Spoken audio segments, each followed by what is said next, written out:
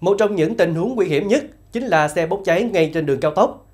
Đối mặt với tình huống nguy cấp này, mỗi tài xế cần làm gì để đảm bảo an toàn cho mình và người xung quanh? Những kinh nghiệm xử lý đã được chia sẻ trên các diễn đàn ô tô.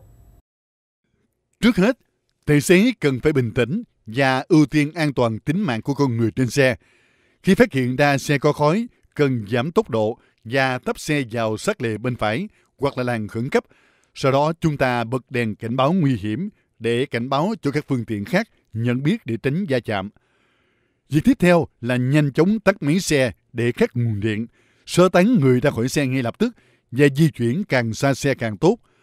Sau khi đã đảm bảo an toàn cho mọi người, bước tiếp theo là gọi điện cho cơ quan chức năng. Thông thường, trên các tuyến cao tốc hoặc cầu đều có đường dây nóng của ban quản lý cao tốc hay lực lượng cảnh sát giao thông. Ngoài ra, người dân có thể gọi ngay đến số 114 để báo cháy.